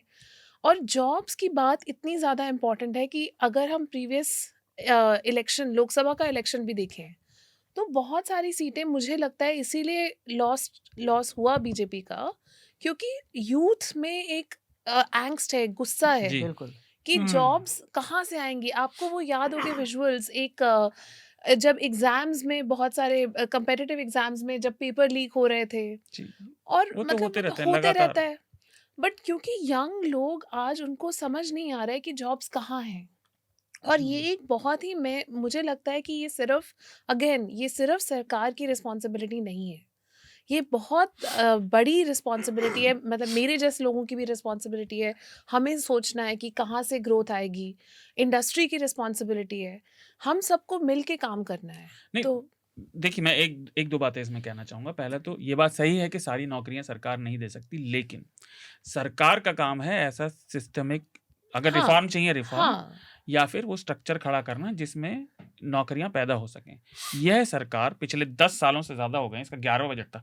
लोग कह रहे हैं तीसरी सरकार का पहला बजट, इस सरकार का 11वाँ बजट है। ये पहला बजट नहीं है, हम्म, है ना? और दूसरी चीज़, ये बजट की बात आ गई, लेकिन दिल्ली चुनाव से भी जुड़ा हुआ है। लोग बहुत बार कह रहे हैं, और फिर यहाँ किसी पार्टी का हम समर्थन नहीं करते, लेकिन दिल्ली की सिचुएशन बड़ी विचित्र सी है। भाजपा हाँ, ने लगातार बिल ला कर दिल्ली की सरकार जो हुआ करती थी शीला दीक्षित के समय पे, उसको पंगु बनाया है। दिल्ली सरकार के पास बहुत कम अधिकार हैं और उन्होंने स्कूलों पे अच्छा काम किया, इसको सब मानते हैं। और उन्होंने अपना एक बेस भी खड़ा किया, जिसको भाजपा को भी, प्रधानमंत्री को भी कहना पड़ा कि हम वो फ्रीबीज जो हैं बंद नहीं करेंगे। लेकिन अवधेश, मैं आपसे ये भी पूछना चाह रहा था कि कांग्रेस की रणनीति, खासतौर से नई दिल्ली सीट की बहुत चर्चा हो रही है। लोग कह रहे हैं कि संदीप दीक्षित बड़ा अच्छा कर रहे थे और लेकिन कांग्रेस नेतृत्व से फिर वही शिकायत रही जो महाराष्ट्र और झारखंड के चुनावों के समय रही थी कि कांग्रेस का नेतृत्व समय पे नहीं आता। जैसे उन्होंने अपना मैनिफेस्टो वोटिंग से 1 हफ्ता पहले जारी किया था। तो जब आप फील्ड में थे तो कांग्रेस के वर्कर दिखे या नहीं दिखे, और लोग कांग्रेस के बारे में क्या कह रहे थे? देखिए, मैंने एक चीज़ नोट की कि जो कैडर होता है ना किसी पार्टी का, मैंने लोकसभा में एक स्टोरी भी की थी इस पे, लोकसभा चुनाव के दौरान, कि जब अलायंस में थे आम आदमी पार्टी और कांग्रेस, इन दोनों के कैडर को मिलाकर भी वो आम आदमी वो बीजेपी की बराबरी नहीं कर पा रहे थे। बीजेपी का कैडर किस लेवल पे काम कर रहा था, मैं तो पूरा कवर किया, स्टोरी की है साथ में घूम के दिन रात उनके, कि पूरा एक वो बाजा सा लेके गिनती के जितने लोग साथ में हैं उनको काउंटिंग होगी, वो बीच में जैसे होता है ना कि थोड़ा बहुत थक के कोई हट गया, उससे पूछा जाएगा कि भाई तुमको जिम्मेदारी दी थी साथ में इन गलियों में घूमने की, तुम क्यों हट गए थे पीछे? यहाँ से जब 50 लोग चले थे तो 48 क्यों रह गए, ये 2 क्यों आप हट गए? उनको जाके जहाँ पे उनका एक दफ्तर बनाया था उनको डांटा जाता था। इस लेवल पे काम हुआ है। और आम आदमी पार्टी और कांग्रेस दोनों का मिलकर कैडर भी उस लेवल पे काम नहीं करता लोकसभा में, तो विधानसभा की तो बात ही छोड़ दीजिए, दोनों अलग अलग लड़े हैं। एकदम ठीक है। दूसरी बात, आप कह रहे हैं कि कांग्रेस ने कैसे कांग्रेस को लेकर लोगों की क्या चर्चा थी? हाँ, कांग्रेस को मतलब आखिर तक भी यही रहा कि कांग्रेस तो चुनाव ही नहीं लड़ रही है।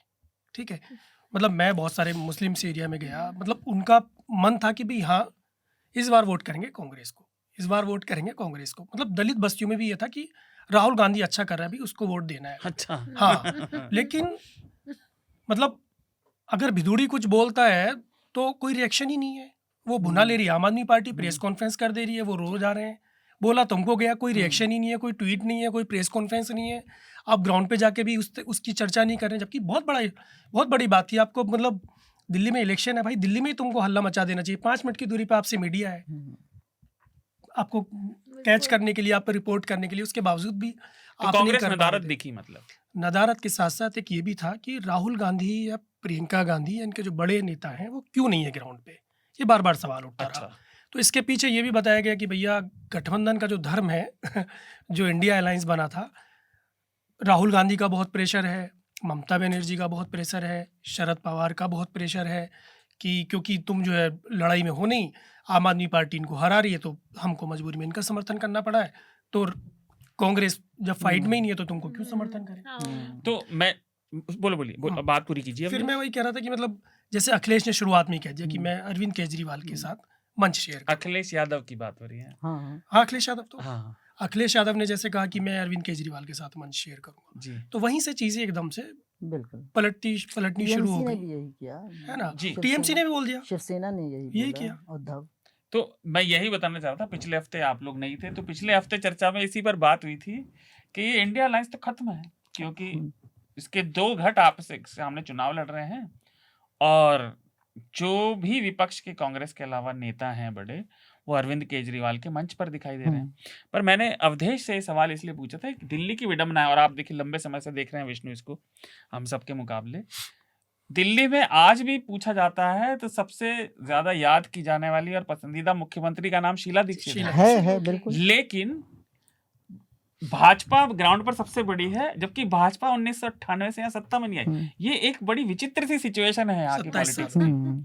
हाँ, लगभग 28 हो गए, है ना। तो आप इसको लॉन्ग टर्म व्यू अगर हम ले तो इसे कैसे देखते हैं, जो विचित्र सी ये ऐसे सिचुएशन है ना सीसो वाली सब पार्टियों की। भाजपा की एक है कि भाजपा के पास नेतृत्व नहीं था तो वो सत्ता के बाहर है, लेकिन उसका कैडर है। कांग्रेस सबको याद है लेकिन कैडर नहीं है, और आम आदमी पार्टी कहीं बीच में। मतलब इसे कैसे देख, इस लंबी यात्रा को अगर समझने की कोशिश, मतलब बड़ी विचित्र है कि दिल्ली, पहले तो दिल्ली कभी भी उस तरह से वोटिंग करता भी नहीं था, उस तरह की राजनीति भी नहीं थी जो आम आपको गाँव में देहातों में दिखती है। बहुत एक मैच्योर सा मिडिल क्लास निकला हुआ था, जिसको हम कहते थे कि बहुत ही अपने प्रैक्टिकल चीज़ें देख के वोट करता है, और भावनाओं में नहीं बहता है। ये दिल्ली की हकीकत थी और जो भी दिल्ली के मुख्यमंत्री चाहे बीजेपी ने दिए हों, बाद में कांग्रेस ने दिया, उन्होंने हमेशा से कोर, डेवलपमेंट, कॉमनवेल्थ, ये शीला दीक्षित यही चीज़ों पे ध्यान देते थे। जी। लेकिन इस बार के चुनाव में भी मुझे लगा है कि बीजेपी ने इसको थोड़ा-सा बदलने की कोशिश की थी पिछले चुनावों में, जब हम देख रहे थे कि उसको शाहीन बाग को मुद्दा बनाकर एक तरह से इसको पोलराइज़ करने की कोशिश की, हिंदू मुस्लिम करने की कोशिश की, लेकिन वो बैकफायर ही कर गया और एक पिट गई बीजेपी। जी। इस बार वो बची है उस चीज़ से और मुझे लगता है ये बहुत डेस्परेट है बीजेपी सत्ता में आने के लिए, ख़ास करके ये मोदी और शाह जो हैं प्रधानमंत्री और हमारे गृह मंत्री, इन दोनों की साख भी दाँव में लगी है कि हर जगह तो जीत जाते हैं, तो दिल्ली क्यों बची? जी। दिल्ली क्यों छूट रही है? दीपक तले अंधेरा है भाजपा की नज़र से। और शायद वो दिखाना चाहते हैं इस तरह से। तो इस बार का चुनाव तो मुझे लग रहा था कि जैसे कि पूरी ताकत बीजेपी के केंद्रीय आला कमान ने सबने डाल रखी है। यहाँ तक कि मोदी का जो एक पुराना ट्रिक होता है कि किसी ऐसे मौके पे वोटिंग के दिन या तो गुफा में बैठ जाओ या किसी मंदिर में चले जाओ ताकि आप दिन भर दिखते रहो टीवी में। वो भी करने की कोशिश की। पहले लग रहा था कैंसिल हो गई है, लेकिन अभी आज सुबह मैं समाचार पढ़ रहा था तो पता चला कि गए हुए थे। तो कल हाँ, तो वो सारे उन्होंने किया है जो बड़े राज्य के लिए करते हैं, जबकि दिल्ली उस तरह का राज्य तो नहीं है ना अपने आप में। जी। शक्तियां तो सारी केंद्र के हाथ में ही है, फिर भी दिल्ली चाहिए क्योंकि मुझे लगता है वो 98 की बात है, उसको तोड़ना चाहते हैं। और अब एक दिल्ली में एक साइकोलॉजिकल ज़्यादा असर करती है दिल्ली में होना। आप सारी जगह तो हो सकते हैं, दिल्ली में क्यों नहीं है? ये सारी चीज़ें भी बीजेपी के दिमाग में लंबे समय से हैं और आगे भी वो चाहती थी और इस बार मुझे लग रहा है कि वो हासिल कर सकती हैं। अब परिणाम क्या होंगे नहीं पता। जी, परिणाम तो 68 को बदल देंगे। न्यूज़ लॉन्ड्री में हम ये भविष्यवाणी से बचते हैं क्योंकि हर पत्रकार और हर विश्लेषक मुँह औंधे आ चुका है। तो इस बिजनेस में पढ़ना ही नहीं चाहिए। मिताली, आप कुछ अगर जोड़ना चाहें इस विषय पर, नहीं तो फिर। शार्दुल, एक्चुअली मैं आपके एयर पोल्यूशन वाले इनिशिएटिव पे बात करना जी, चाहती थी। बिल्कुल। आज हमने पूरा दिल्ली के चुनावों का डिस्कशन किया, लेकिन एक बार भी हमने ये नहीं कहा कि हमें सांस नहीं आ रही है। नहीं, मतलब वो मेरी रिकमेंडेशन का पार्ट था, पर आप प्लीज बताइए। नहीं, बट मतलब आई कंप्लीटली अग्री और मैं बहुत रिस्पेक्ट करती हूँ कि आप ये पूरा कैंपेन कर रहे हैं राइट टू ब्रीथ वाला, लेकिन बात सिंपल ये है कि पूरे दिल्ली के इलेक्शन में एटलीस्ट मैंने जैसे फॉलो किया, मैंने एक बार भी नहीं सुना कि कोई भी पार्टी पोल्यूशन को कैसे मैनेज करना है। चाहे वो हमारा एयर पोल्यूशन हो, वो तो हमें ऑब्वियसली हमें हर विंटर में आ ही जाता है, बट यमुना की वो पूरा हुआ डिस्कशन कि यमुना में पोल्यूशन हरियाणा भेज रहे हैं। कभी ये हमने सोचा नहीं कि चलो हम सब साथ में मिल के यमुना को साफ करें। और जो हमारा ट्रैफिक का पोल्यूशन चल रहा है, मतलब हम लोग जिंदगी भर जब जो गुड़गांव से आते हैं उनका तो मैं दुख आपको बयान भी नहीं कर सकती हूँ, क्योंकि हम तो मतलब उसी NH8 पे वहीं रहते हैं, मतलब घर ही है वो हमारा। वहाँ पे शायद हम ज्यादा टाइम लगाते हैं घर से कि वहीं पे जूझ रहे हैं ट्रैफिक में। तो मुझे लगता है कि ये जो बेसिक अर्बन इश्यूज हैं, जैसे सर ने कहा कि दिल्ली वैसा स्टेट नहीं है, रूरल स्टेट नहीं है, यहाँ पूरा अर्बन है। तो अर्बन सर्विसेज के ऊपर डिस्कशन कहीं ना कहीं तो होना चाहिए था, पर मैंने उतना नहीं सुना। तो जस्ट टू क्लैरिफाई, मेरी रिकमेंडेशन एक रिपोर्ट है हमारी, तो केवल भाजपा का ही मैनिफेस्टो एक है जिसमें उन्होंने एयर पोल्यूशन की थोड़ी सी बात की है और कहा है कि हम इसे कम करेंगे और क्या क्या करेंगे। कांग्रेस ने हाँ बिल्कुल, कांग्रेस ने थोड़ा सा मेंशन किया है, आपने कुछ ज्यादा बात उसकी नहीं की क्योंकि उनके वादे भी थे। तो वो मेरे रिकमेंडेशन का पार्ट था, पर वो आपको शो नोट से मिल जाएगा, मैं कुछ और रिकमेंड कर दूंगा। अवधेश, आप कुछ कह रहे थे? मैं ये कह रहा था कि पूरे इलेक्शन में मैं ग्राउंड पे रहा, मैंने बहुत सारे लोगों से बात की कि भाई आपके लिए पोल्यूशन कोई मुद्दा है? मतलब नहीं था उनके लिए। ये भी लेकिन कल मुझे 2 लोग ऐसे मिले, जब मैं पूछा था कि किन मुद्दों पे बात कर रहे हैं, तो यूथ थे वो बिल्कुल। एक तो फर्स्ट टाइम वोटर थी लड़की। अच्छा। उसने मुझसे कहा कि पोल्यूशन पे बात ही नहीं हुई। और पोल्यूशन सबसे बड़ी समस्या है। मतलब जैसे सर्दियाँ शुरू होती हैं, दीपावली आती है, पूरा गैस चैम्बर में तब्दील हो जाती है हमारी दिल्ली। हम सांस नहीं ले पाते, इस पे कोई बात ही नहीं करता। तो मैं पोल्यूशन के मुद्दे पर और इन सबको ध्यान में रख के, मतलब 2 लोग मुझे कल ऐसे मिले। तो मैं ये क्लैरिफाई करना चाहता हूँ, दिल्ली के चुनाव में मुद्दा होना चाहिए था, हाँ, पर ये केवल दिल्ली की समस्या नहीं है, ये सिर्फ उत्तर भारत की भी समस्या नहीं है, ये पश्चिम भारत में, इधर आप उड़ीसा को छू जाएंगे और उधर गुजरात छू जाएंगे, ये अधिकतर भारत की समस्या है। अधिकतर भारतीय शहरों की समस्या है और इसीलिए हमारा जो अभियान है ये केवल अभी का नहीं है, ये पूरे साल चलेगा। अगले इस साल दिसंबर तक चलेगा। दिसंबर में ही शुरू हुआ था। वो इसीलिए है क्योंकि इसके लिए आपको बड़े स्तर पे सिस्टेमिक बदलावों की जरूरत है, जिसमें जनता को भी करना होगा, लेकिन सबसे पहले सरकारों को बात रखने के लिए लाना होगा। ये चुनाव में मुद्दा बने, लोगों की नजर में आए, इसीलिए हम ये अभियान चला रहे हैं। तो दिल्ली चुनावों के नतीजे आपको न्यूज लॉन्ड्री पर भी दिखेंगे और टीवी चैनलों पर भी। 2 ही दिन बचे हैं। तो अब हम आज की चर्चा को खत्म करते हैं और उससे पहले रिकमेंडेशन की प्रक्रिया पूरी कर लें। तो अवधेश, आप क्या रिकमेंड करेंगे आज आ, श्रोताओं के लिए? एक तो मैं कहूँगा, अगर किसी ने अभी तक हमारे रिपोर्टर प्रत्यूष दीप की वो स्टोरी नहीं पढ़ी है जो अश्नवी वैष्णव पे की है कि 45 लाख से 300 करोड़ रुपए कैसे बनाए जाते हैं, तो अगर नहीं पढ़ी है तो उसको जरूर पढ़ें। अच्छा। दूसरी स्टोरी बसंत ने अभी की है कुंभ से, और ये न्यूज़ लॉन्ड्री ने 4 दिन तक ग्राउंड पे रहकर ये जुटाया है कि कैसे जो गवर्नमेंट है वो 30 से ज़्यादा संख्या बताने के लिए तैयार नहीं है मृतकों की जी। तो हमने ये प्रूव किया है कि 79 जो डेथ हुई है उसका डेटा हमारे पास है, और हमने उसके लिए पुलिस थानों के चक्कर काटे हैं और अस्पतालों के चक्कर काटे हैं, वहाँ से जुटाया है। बहुत अच्छी स्टोरी है वो। जी जी। विष्णु, आप क्या रिकमेंड करेंगे? जो भी आप चाहें, अपनी कोई कारवां की रिपोर्ट, कोई कैरवन में किताब, मुझे कुछ लगता है, हाँ, शो। कैरवन में तो मुझे लगता है कि अभी हरतोष का एक हमारे एग्जीक्यूटिव एडिटर का मनमोहन सिंह पे बहुत अच्छा एक ऑब्जेक्टिव है, और उन्होंने उनकी कमजोरियों को उजागर किया है, ये कहते हुए कि किस तरह से मनमोहन पे बहुत सारे अच्छी बातें लिखी गई हैं, लेकिन वो उस दौर में भी प्रधानमंत्री रहे हैं जब इंसाफ मिल सकता था, चाहे वो 1984 के सिख मैसेकर का हो या कत्लेआम का हो, या फिर 2002 के गुजरात मुस्लिम विरोधी हिंसा का हो। इनमें इंसाफ देने में वो विफल साबित हुए हैं, जो एक हमेशा उनके साथ रहने वाला है, उनकी लेगेसी के साथ।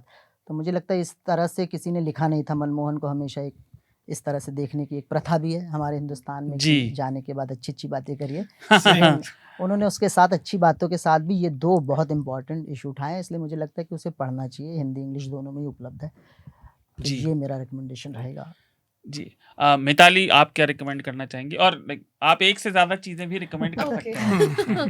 तो एक से ज़्यादा है तो मैं 2 चीज़ें जी, रेकमेंड जी। करूँगी। एक तो थोड़ा पर्सनल प्लग कि हमारा वेबसाइट है nicoreassociates.com, जहाँ पे हम अपनी रिसर्च पोस्ट करते हैं, और हमारी रिसर्च जेंडर बजट के ऊपर और बजट के ऊपर केवल इस साल की नहीं, पिछले 5 सालों की रिसर्च की क्या अनाउंसमेंट्स रही हैं, क्या एलोकेशंस रही हैं डिफरेंट मिनिस्ट्रीज़ की, सुंदर सुंदर ग्राफिक्स के साथ आपको वहाँ पर मिल जाएंगी। तो अगर आप बजट पर रिसर्च कर रहे हैं तो आई होप कि ये डेटा आपके लिए यूज़फुल रहेगा देखने के लिए कि बजट कहाँ गया, कौन सी स्कीम पर गया, कौन सी मिनिस्ट्री के पास गया और कैसे गया। तो ये तो एक। और दूसरा है एक फ़न रिकमेंडेशन। फ़न नहीं, मतलब मैंने बहुत सीखा है इससे। एक फ़िल्म रिलीज़ हुई थी कुछ साल पहले, 1-2 साल पहले, मलयालम फ़िल्म है ग्रेट इंडियन किचन करके। उसका अब एक हिंदी वर्जन भी बना है, मिसेस करके, अच्छा। जो कि ZEE5 पे आया है। लेकिन मैंने ओरिजिनल मलयालम फ़िल्म देखी थी और मैं उस फ़िल्म को आई थिंक 10 बार 15 बार देख चुकी हूँ। वो सच में ऐसी है, सच में ऐसी वो है। बहुत ही, बहुत। मतलब एक उसमें डायलॉग्स भी नहीं है ज़्यादा, लेकिन आप पूरा एक उसको फ़ील करते हैं कि कैसे एक लेडी अपने पूरे घर का काम कर रही हैं, पूरे रोज़, मतलब स्टार्ट उसका दिन सुबह 4 बजे स्टार्ट हो रहा है, वो कैसे घर की पूरी सफाई करती हैं, फिर खाना बनाती हैं। खाने में उसके फादर इन लॉ उसको मिक्सर ग्राइंडर भी नहीं यूज़ करने देते, उसको हाथ से ही अनियंस को पील करना होता है, सब करना होता है, काटना होता है। तो वो, मतलब उस स्टोरी को देखना और उसे देखने से सबको समझ में आएगा कि अनपेड केयर वर्क जिसकी हमने आज बात करी, वो क्या है एक्चुअली, और कैसे पूरे हमारे देश की औरतें उसको रोज जी रही हैं। तो मुझे लगता है कि ये, मतलब अगर आपको हिंदी में देखनी है तो ऑप्शन वो भी है, पर ओरिजिनल जो फिल्म है वो बहुत ही मेरे दिल को छुई थी, तो मैं इसको रेकमेंड करूँगी। बिल्कुल। जी। और मेरे हमेशा की तरह 3 रिकमेंडेशन है। तो पहला, मैंने जिस रिपोर्ट का जिक्र किया, शिव की रिपोर्ट है वो, कि तीनों पार्टियों ने अपने मैनिफेस्टोज में प्रदूषण और हवा के प्रदूषण, एयर पोल्यूशन की तरफ कितना ध्यान दिया। भाजपा ने कहा तो बहुत कुछ है, पर देखते हैं। और दूसरा रिकमेंडेशन है एक और शो, वो वुल बुक सीरीज पे बना है, बट साइलो, और बहुत मुझे पसंद है इस तरह की चीज़ें, साइंस फिक्शन और डिस्टोपियन फ्यूचर। तो साइलो देखिए, उसमें रेबेका फर्गसन है और टाइटल मतलब मेन रोल में। और तीसरा रिकमेंडेशन है एक और मिनी सीरीज़, वो मेरे पसंद का बहुत पुराना नॉवल है और मैंने अभी देखा उसका एक नया वर्जन बनाया गया था आगाथा क्रिस्टी का, and then there were none. अच्छा। तो उसका कुछ साल पहले बना था, उसमें चार्ल्स डांस हैं, अगर आप कोई गेम ऑफ थ्रोन्स देखने वाले हो तो वो स्टेज एक्टर है। तो 3 एपिसोड की मिनी सीरीज़ है वो, तो आप वो भी देख सकते हैं। और इसके साथ ही इस हफ्ते की चर्चा को हम रोकते हैं। तो विष्णु, मिताली, अवधेश, आप सभी का धन्यवाद। बहुत शुक्रिया। बहुत Thank शुक्रिया, you. आपका बहुत शुक्रिया। आपको उन मीडिया संस्थानों को समर्थन देना होगा जो सरकारी विज्ञापनों पर निर्भर नहीं है। न्यूज लॉन्ड्री ऐसा ही मीडिया प्लेटफॉर्म है। हम किसी से विज्ञापन नहीं लेते। न्यूज लॉन्ड्री को सब्सक्राइब करने के लिए newslaundry.com/subscription पर जाएं और अपने मन मुताबिक राशि चुनें। न्यूज लॉन्ड्री को सब्सक्राइब करें और गर्व से कहें, मेरे खर्च पर आजाद हैं खबरें।